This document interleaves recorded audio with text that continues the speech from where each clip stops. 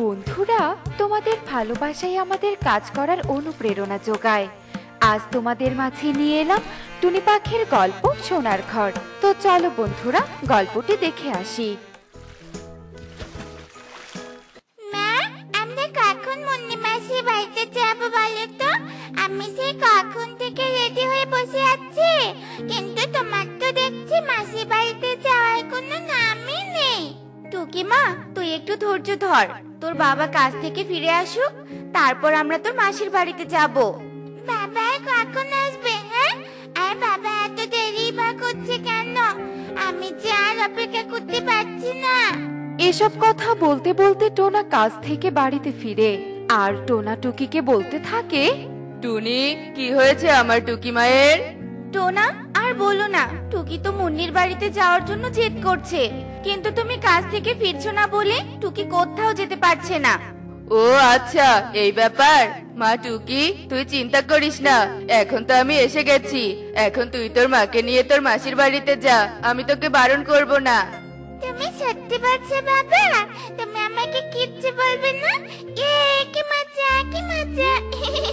আমি মাসির বাড়ি যাব। মা, চলো চলো, আমি আর এক মুহূর্ত সময় নষ্ট করতে চাই না। চলো মা। আচ্ছা আচ্ছা, ঠিক আছে, চল। এরপর টুনি টুকিকে নিয়ে মুন্নির বাড়িতে যাওয়ার উদ্দেশ্যে রওনা দেয়। আর বেশ কিছুক্ষণ যাওয়ার পর টুকি মুন্নির বাড়িতে পৌঁছে যায়। মা, এটাই কি মুন্নি মাসির বাড়ি? হ্যাঁ রে মা, এটাই তোর মুন্নি মাসির বাড়ি। ও আচ্ছা, দাঁড়াও, আমি মাসিকে ডাকছি। মুন্নি মাসি, মুন্নি মাসি, তুমি কোথায়? দেখো, তোমার বাড়িতে কে এসেছে। এ কি টুনি দিদি, তোরা? আর টুকি তো দেখি অনেক বড় হয়ে গেছে। তোরা যে আমার বাড়িতে আসবি তা তো বলিসনি। মুন্নি, তুই কিছু মনে করিস না, আসলে তোর বাড়িতে আসার কোনো পরিকল্পনা ছিল না। টুকি হঠাৎ করে জেদ করছিল তোর বাড়িতে আসার জন্য, তাই টুকিকে নিয়ে চলে এলাম। এসেছিস, ভালোই করেছিস। আমি তো সারাদিন একাই থাকি, কেউ আমার বাড়িতে বেড়াতেও আসে না। তোরা এসেছিস, আমার খুব ভালো লাগছে। আয়, তোরা ঘরে আয়। কতক্ষণ থেকে বাইরে দাঁড়িয়ে আছিস? ঘরে এসে তোরা একটু বিশ্রাম নিয়ে নে। এরপর টুনি ও টুকি ঘরে গিয়ে বিশ্রাম করতে থাকে, আর এভাবেই বেশ কিছুদিন কেটে যায়। মুন্নি, কয়েকদিন তো হয়ে গেল, এবার যে আমাদের বাড়িতে ফিরতে হবে রে। কি বলছিস তোরা? বাড়িতে ফিরে যাবি? আর কটা দিন এখানে থাকলে হয় না? না রে বোন, আর থাকতে পারবো না। টোনা বাড়িতে একাই আছে, কে জানে ঠিক মতো খাওয়া দাওয়া করছে কিনা। তাই আমি ঠিক করেছি আমরা আজকেই বাড়িতে ফিরে যাব। ঠিক আছে, তোর যা ভালো মনে হয় তুই তাই কর। এরপর টুনি ও টুকি মুন্নিকে বিদায় জানিয়ে বাড়ির উদ্দেশ্যে রওনা হয়। আর যাওয়ার সময় টুকির চোখ যায় একটা সোনার ঘরের দিকে। মা, ওই দেখো, কি সুন্দর একটা ঘর, সোনার মতো চকচক করছে। এমন সুন্দর ঘর তো এর আগে আমি কখনো দেখিনি। মারে, ওটা তো মনে হচ্ছে সত্যি সত্যি একটা সোনার ঘর। সত্যি? ওটা সোনার ঘর? আমি সোনার ঘরে প্রথম দেখলাম মা। সোনার ঘরটা আমার অনেক পছন্দ হয়েছে। মা, চলো না, আমরা ওই সোনার ঘরে প্রবেশ করি। না রে মা, ওই সোনার ঘরে প্রবেশ করার দরকার নেই। কে জানে ওটা কার না কার ঘর। অন্যের ঘরে প্রবেশ করতে নেই, বুঝেছিস? চল, আমরা বরং বাড়িতে চলে যাই। আচ্ছা ঠিক আছে মা, চলো আমরা বাড়িতেই চলে যাই। এরপর টুনি ও টুকি বাড়িতে চলে যায়, আর এভাবেই সেই দিন কেটে যায়।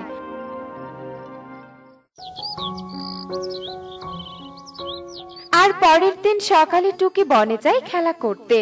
তখন টুকির সাথে কনকের দেখা হয়।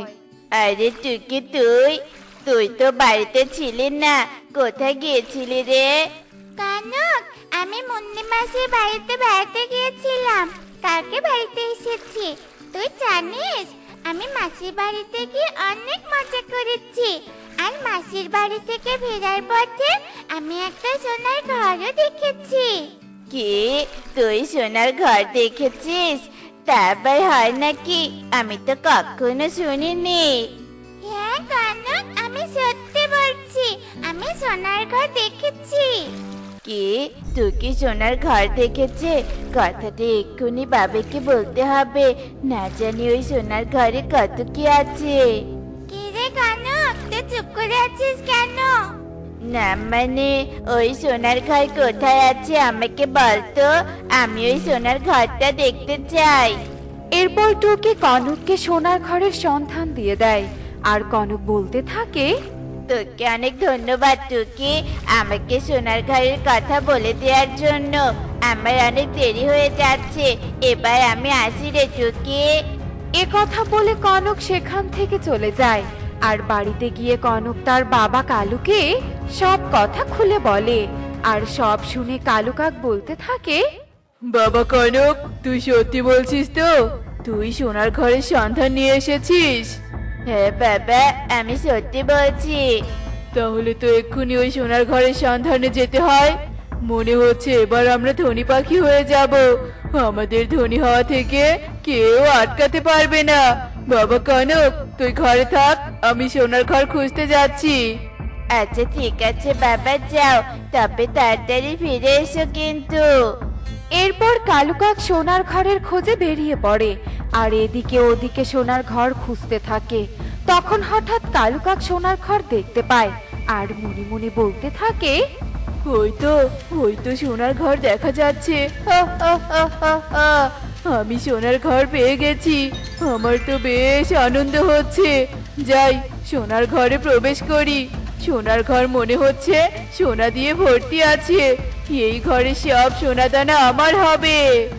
এসব কথা বলে কালু কাক সোনার ঘরে প্রবেশ করে।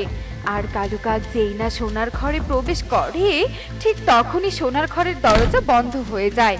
আর এভাবেই বেশ কিছুক্ষণ কেটে যায়, কিন্তু কালু কাকার সোনার ঘর থেকে বেরিয়ে আসে না। কি ব্যাপার, বাবা এখনো বাড়িতে ফিরে আসছে না কেন? বাবার আবার কোনো বিপদ হলো না তো? না, এসব না ভেবে আরো কিছুক্ষণ অপেক্ষা করি, বাবা নিশ্চয়ই ফিরে আসবে। এভাবেই রাত হয়ে আসে, কিন্তু কালু কাক বাড়িতে আর ফেরে না। তা দেখে কনক অনেক চিন্তা করতে থাকে। আর দেখতে দেখতে রাত গড়িয়ে ভোর হয়ে আসে।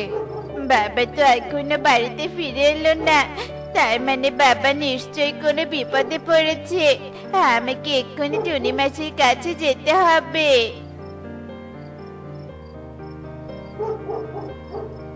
বাবা কনক, তুই এত সকালে এখানে কেন? টুনি মাসি, আমি অনেক বড় বিপদে পড়ে তোমার কাছে এসেছি। তুমি আমাকে সাহায্য করো, দয়া করে সাহায্য করো। কি হয়েছে কনক, আমাকে সব খুলে বল দেখি। আসলে মাসি, বাবা কাল থেকে বাড়িতে ফেরেনি। বাবার জন্য আমার ভীষণ চিন্তা হচ্ছে। সে কি কথা, কালু দাদা কাল থেকে বাড়িতে নেই? কিন্তু কালু দাদা কোথায় গেছে তুই কি তা জানিস? আসলে বাবা সোনার ঘরের সন্ধানে গেছে, কিন্তু বাবা এখনো ফিরে আসেনি। কে জানে বাবা এখন কোন অবস্থায় আছে। বাবা কনক, তুই চিন্তা করিস না, আমি দেখছি কি করা যায়। এরপর টুনি সাধু বাবার কাছে যায় আর সাধু বাবাকে সব কথা খুলে বলে। সব শুনে সাধু বাবা বলতে থাকে, মারে দাঁড়া, আমি দেখছি কালু কোথায় আছে।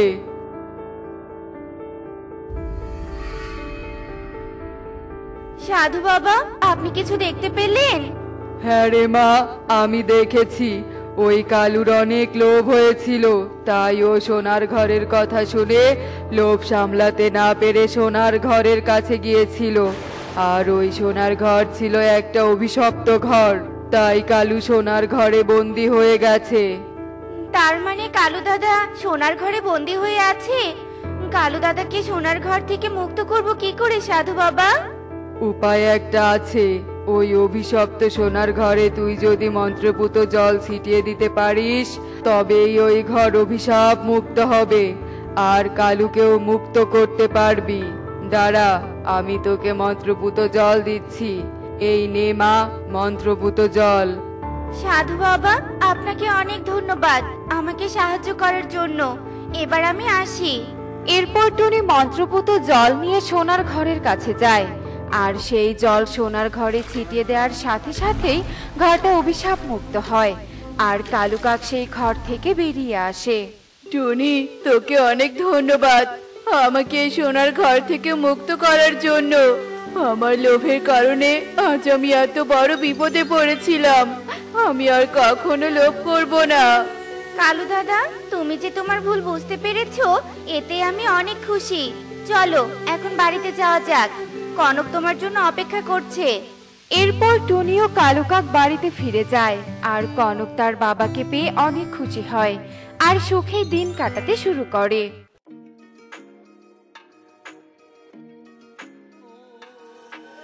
দুধ দোয়ানো শেষ, এবার এগুলো বাজারে নিয়ে যেতে হবে। এখনো কত কাজ পড়ে আছে। গাভীকে খাবার দিতে হবে, কাপড় ধুতে হবে, রান্না করতে হবে। একা হাতে সব কাজ করতে যে আমি হিমশিম খেয়ে যাচ্ছি। আর ওদিকে টোনা, ও সারাক্ষণ শুধু শুয়ে বসে ধনী হওয়ার স্বপ্ন দেখে যাচ্ছে। এই যে তুমি এখানে বসে আছো আর আমি একা হাতে রাজ্যের কাজ করে মরছি, সংসারের কাজ করে আবার গাভীর দুধ নিয়ে বাজারে যেতে হয়। তুমি যদি আমাকে একটু সাহায্য করতে, তবে আমাকে আর এত কষ্ট করতে হতো না। কি এমন কষ্ট করো তুমি? সামান্য তো কিছু কাজ করো। ওই তো বাজারে গিয়ে গাভীর দুধ বিক্রি করো আর সংসারের কাজ করো। এসব ছোটখাটো কাজ সবাই পারে, বড় কাজ কাকে বলে আমি তোমাকে দেখিয়ে দিব। বড় ব্যবসা করব আমি, বাড়ি গাড়ি সব হবে। ছেঁড়া কাঁথায় শুয়ে লাখ টাকার স্বপ্ন দেখে লাভ নেই, বুঝেছো? তোমার মতো অলস পাখি কখনোই কোনো সফলতা বয়ে আনতে পারবে না।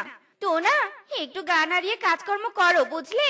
তোমার জন্য সৃষ্টিকর্তা উপর থেকে টাকার বৃষ্টি ঝরাবে না। এখন তো অন্তত একটু পরিশ্রমী হও। এই অভাবের সংসারে আমি শুধু একা খেটে মরছি। দুজনে একসঙ্গে পরিশ্রম করলে তো এত অভাব থাকবে না, তাই না? টুনি, কানের কাছে ঘ্যান ঘ্যান করো না তো।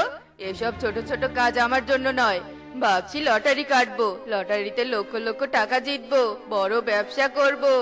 আমি এত কষ্ট করে একা হাতে রোজগার করি আর তুমি সেই টাকা লটারি কেটে নষ্ট করো। আমি তোমাকে আর একটা টাকাও দিব না।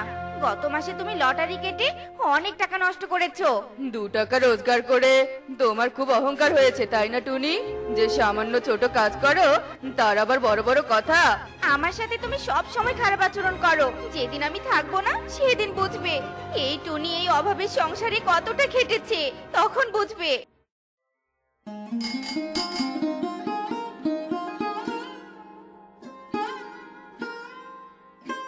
কাকুলি দিদি, কাকুলি দিদি, এই তো তুই এসেছিস। তা আজ আসতে তো দেরি হলো যে? একা হাতে সব কাজ করতে হয়, সংসারের সব কাজ শেষ করে তারপর দুধ নিয়ে আসতে হয়, তাই দেরি হয়ে গেল আর কি। কেন রে, টোনা তোকে সাহায্য করে না? আর সাহায্য, সে তো শুধু সারাদিন শুয়ে বসে ধনী হওয়ার স্বপ্ন দেখে, তারপর সারাক্ষণ আমার কাজকে ছোট করে, আমার সাথে ঝগড়া করে। অভাবের সংসার আমাদের, নুন আনতে পান্তা ফুরিয়ে যায়। আমি আর কতদিন সামলাই বলো তো? বুঝতে পেরেছি, দে আমাকে 1 কিলো দুধ দে তো। এরপর টুনি কাকুলিকে 1 কিলো গাভীর দুধ দেয়।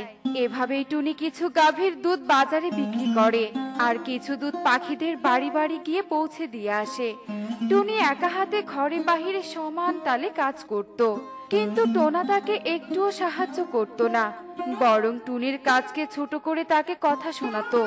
টুনি, তোমার এতক্ষণে ফেরার সময় হলো? খিদের জ্বালায় পেট চোচো করছে, খেতে কে দিবে আমাকে? হ্যাঁ, রান্না তো করা আছে, একটু তো খাবারটা বেড়ে নিয়েও খেতে পারো নাকি? একা হাতে সমস্ত কাজ করি, আর কোন দিকে আমি যাব বলো তো? এখন আমার অনেক কাজ আছে, কাপড় ধুতে হবে আমাকে। এসেছে আমাকে কাজ দেখাতে। করো তো দুধ বিক্রির মতো ছোট কাজ, আর এখন এমন ভাব করছো যেন চাকরি করো। শোনো টোনা, কোনো কাজই ছোট নয়। আর তুমি যে আমার কাজ নিয়ে এত বড় বড় কথা বলছো, তুমি নিজে কি করো? হ্যাঁ, সারা দিন শুধু অলসতা করে দিন কাটাও। আর তুমি কি করে বুঝবে আমি কত কাজ করি? এই অভাবের সংসারে পরিশ্রম করতে করতে আমি শেষ হয়ে যাচ্ছি, সেদিকে তো তোমার কোনো খেয়ালই নেই। কি এমন কাজ করো? হ্যাঁ, এসব কাজ সবাই পারে, এগুলো তেমন কোনো কঠিন কাজ নয়। ও তাই নাকি? তবে আজ থেকে তোমার সংসারের কাজ তুমিই করো। আমি চললাম, আমি থাকবো না, আমি থাকবো না আর এই সংসারে। এই বলে টুনি বাড়ি থেকে বেরিয়ে যায়। ইস, ভেবেছে বাড়ি থেকে বেরিয়ে গেলে আমি ভয় পেয়ে যাব, সেই তো আবার আমার কাছেই ফিরতে হবে। দুপুর গড়িয়ে বিকেল হয়ে যায়, কিন্তু টুনি আর বাড়ি ফিরে আসে না। টুনি তো এখনো ফিরলো না, মনে হচ্ছে নিজেকেই খাবার বেড়ে খেতে হবে। এরপর টোনা প্লেটে খাবার বেড়ে নেয় আর তা খেতে শুরু করে। খাবার খেয়ে এখন খুব ভালো লাগছে। এবারে এটো থালা বাসনগুলো কি করি? কি আর করব, এই বাসনগুলো এখন মাজতে হবে।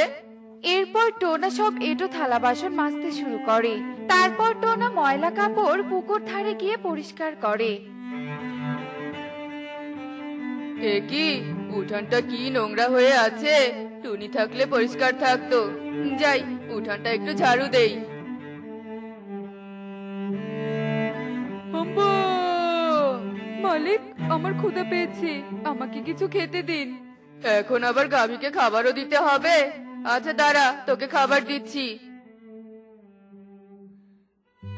এ কি, গাভীর জন্য তো কোনো খাবার নেই। এবার জঙ্গলে গিয়ে ঘাস কেটে আনতে হবে। তারপর টোনা জঙ্গলে যায় আর জঙ্গলে গাভীর জন্য ঘাস কাটতে শুরু করে। এই রোদে ঘাস কাটা অনেক কষ্টের। সত্যি টুনি অনেক কষ্ট করে কাজ করে। টুনি তো এখনো বাড়ি ফিরছে না। ইস, কি মশা! টুনি থাকলে আমাকে একটুও কষ্ট করতে হয় না। ও সব কাজ করে দেয়। টুনি মশা তাড়ানোর জন্য ধূপ দিত, কিন্তু আমি তো তা খুঁজেই পাচ্ছি না। যা বাবা, কারেন্টও চলে গেল। হারিকেনটা যে আবার কোথায়? টুনি, তুমি কোথায়? বাড়িতে ফিরে এসো টুনি। আমি আমার ভুল বুঝতে পেরেছি। টুনি, ফিরে এসো। এরপর টোনা হারিকেন খুঁজে বের করে আর হারিকেন হাতে নিয়ে টুনিকে খুঁজতে বেরিয়ে পড়ে। সুখী দিদি, সুখী দিদি, বাড়িতে আছো গো? আরে টোনা, তুমি তা এই রাতের বেলা এখানে কি মনে করে? টুনিকে কোথাও খুঁজে পাচ্ছি না। রাগ করে বাড়ি থেকে বেরিয়েছে, এখনো বাড়ি ফেরেনি। তুমি কি টুনিকে কোথাও দেখেছো? না তো, আমি তো কোথাও দেখিনি। টুনি বড্ড সংসারী মেয়ে, কত পরিশ্রম করে। আর তুমি তো সব সময় টুনিকে ছোট করে কথা বলো, তাই হয়তো সে রাগ করে চলে গেছে। আমি আমার ভুলটা বুঝতে পেরেছি দিদি। এতদিন আমি টুনির মূল্যটা বুঝতে পারিনি। আজ সারাদিন যখন ও নেই, তখন বুঝলাম টুনিকে ছাড়া আমি এক পাও চলতে পারবো না। একবার টুনিকে ফিরে পাই, আমি ওকে রানীর মতো করে রাখবো। এই বলে টোনা সেখান থেকে চলে যায় আর পথে পথে টুনিকে খুঁজতে থাকে। এই যে তোতা দাদা, দাঁড়াও। বলছি, তুমি কি আমার টুনিকে দেখেছো? হ্যাঁ, দেখলাম তো, পূর্বের পুকুর ধারে একা একা বসে আছে। এই শুনে টোনা পুকুর পাড়ে যায় আর দেখে টুনি সেখানে মন খারাপ করে বসে আছে। টুনি, তুমি এখানে? আর আমি তোমাকে কত জায়গায় না খুঁজেছি। টুনি, আমাকে তুমি ক্ষমা করে দাও। আমি আমার ভুল বুঝতে পেরেছি। আমি বুঝেছি কোনো কাজই ছোট নয়। তুমি ঘরে বাইরে অনেক কাজ করো, আর আমি না বুঝে তোমাকে কত কথা শুনিয়েছি। আমি তোমাকে কথা দিচ্ছি টুনি, আজ থেকে আমি আর অলসতা করব না। দুজনে মিলেমিশে কাজ করব। আজ থেকে টুনির অভাবের সংসার সচ্ছল করার দায়িত্ব আমি নিলাম। শুধু তুমি একা কেন, সংসারের দায়িত্ব আমরা দুজনেই নিলাম। এরপর টুনি টোনার সাথে বাড়িতে চলে যায় আর টোনাও অলসতা দূর করে পরিশ্রমী হয়ে ওঠে। তো বন্ধুরা, দেখলে তো আমাদের কখনোই কোনো কাজকে ছোট করে দেখা উচিত নয়। আমাদের সব কাজকেই সম্মান করা উচিত।